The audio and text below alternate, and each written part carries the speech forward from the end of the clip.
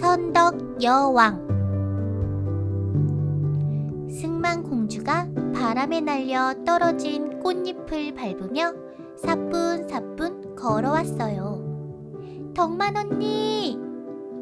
그 소리에 다른 한 소녀가 창밖으로 얼굴을 내밀었어요.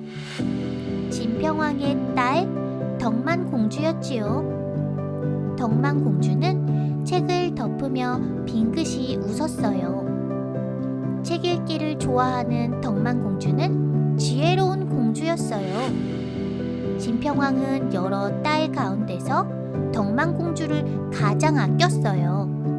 그래서 때가 되면 덕만공주에게 나라를 다스리게 하려는 생각을 하고 있었지요.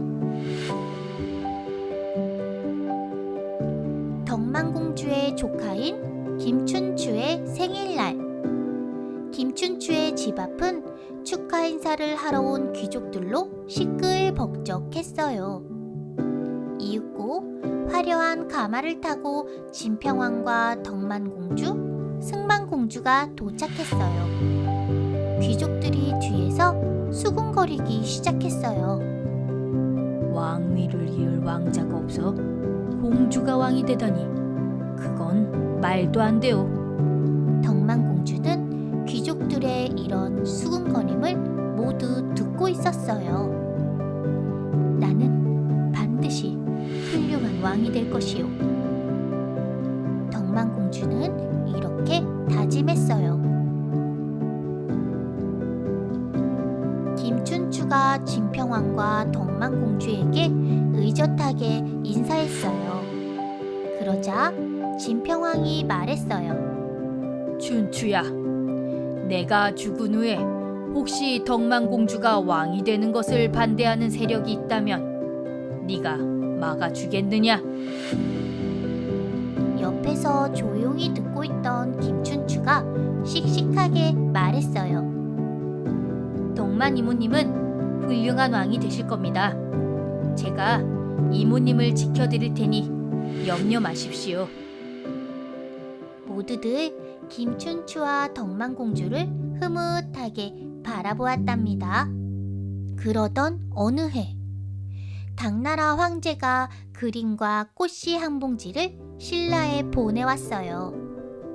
그림에는 아무도 본 적이 없는 꽃이 그려져 있었지요. 이 꽃은 아름답지만 향기가 없군요. 덕만공주가 조용히 말했어요. 아니, 그림을 보고 꽃에 향기가 있는지 없는지 어떻게 아느냐? 진평왕이 묻자 덕만공주가 그림을 펼쳐 보이며 대답했어요. 꽃에서 향기가 나면 벌과 나비가 모여드는 것은 당연한데 이 그림에는 벌과 나비가 없지 않습니까? 진평왕과 대신들은 덕만공주의 지혜에 감탄했어요. 그날 밤 덕만공주와 김춘추가 대궐 뜰을 걷고 있었어요. 춘추야, 너는 당나라 황제가 왜 그런 그림을 보냈다고 생각하느냐?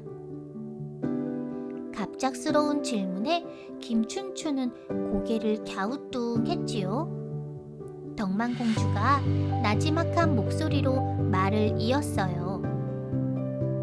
그 그림의 꽃은 모란꽃이란다. 아름답지만 향기가 없는 모란꽃에 그림과 꽃씨를 보낸 것은 여자가 왕이 되면 신라를 실컷 무시하겠다는 뜻이겠지. 하지만 그들이 생각하는 것처럼 되지는 않을 거야. 덕만공주는 주먹을 꼭 쥐었어요. 몇 년 뒤 진평왕이 병으로 세상을 떠났어요. 덕만공주 대신 다른 사람을 왕으로 세우려던 귀족들은 사형을 당하거나 나라 밖으로 쫓겨났어요. 이렇게 하여 덕만공주가 진평왕의 뒤를 이어 신라 제27대 선덕여왕이 되었지요. 정만공주가 왕위에 오르고 얼마 안 있어 이상한 일이 벌어졌어요. 흰눈이 펑펑 내리던 겨울날 갑자기 어느 절의 연못에 개구리떼가 나타나서 울어대기 시작한 거예요. 아무래도 나라에 뭔가 불길한 일이 일어날 것 같소. 대신들과 백성들은 가슴을 졸였어요. 이 소식을 들은 선덕여왕은 2명의 장군을 불러 명령을 내렸어요. 군사 2,000명을 데리고 서라벌 서쪽에 있는 골짜기로 가시오. 거기에 분명 백제군이 숨어 있을 것이니 그들을 잡아오시오. 골짜기를 찾아 며칠을 헤맨 두 장군은 신라와 백제의 경계가 맞닿는 곳에 도착했어요. 그리고 몸이 재빠른 젊은 군사 한 명과 전쟁 경험이 많은 늙은 군사 한 명을 뽑았지요.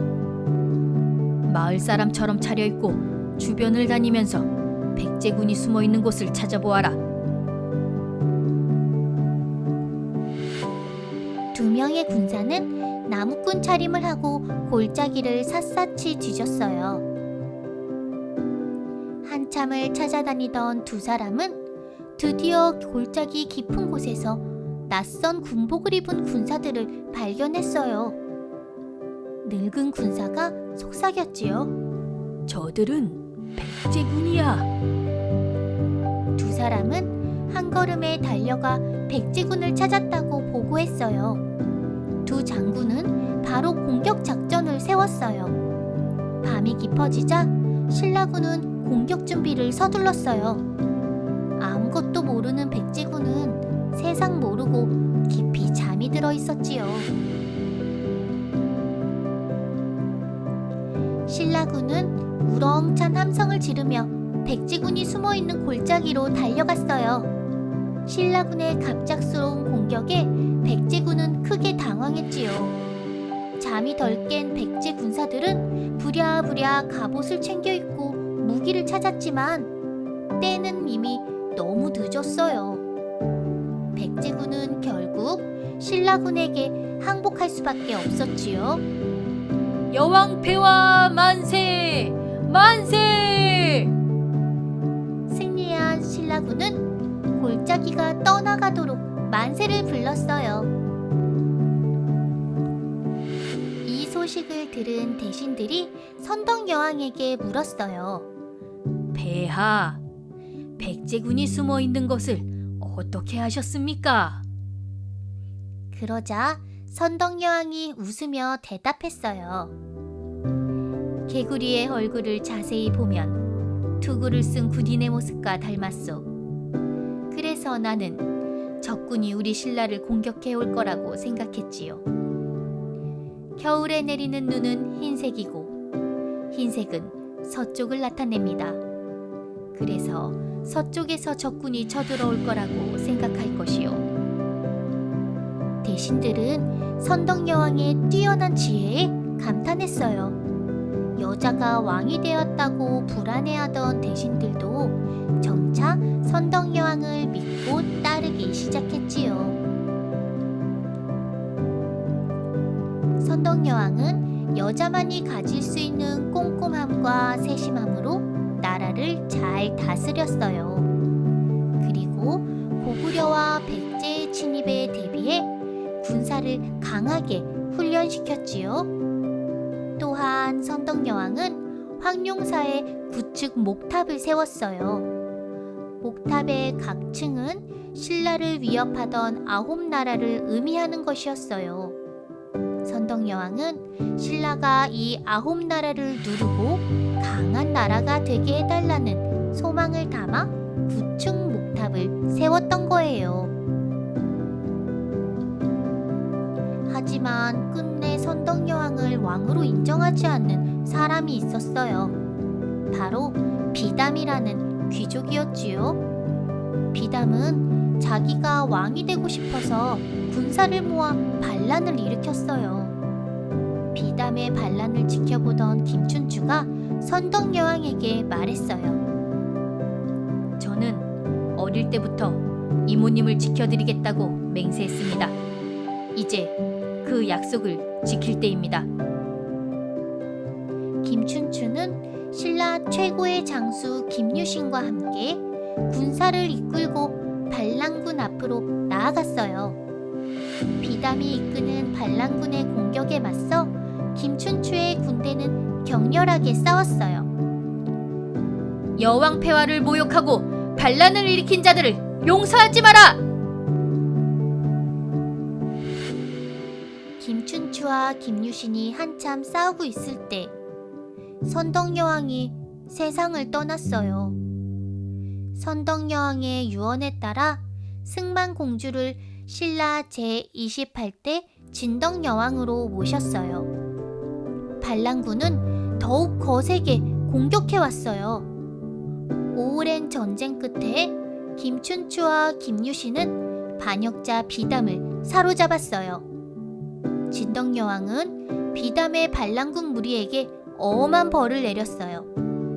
진덕여왕은 선덕여왕을 본받아 백성들을 사랑하는 어진왕이 되었지요. 앞날을 내다보는 지혜와 뛰어난 능력으로 나라를 잘 다스린 선덕여왕은 우리나라 최초의 여왕으로 역사에 남아있다.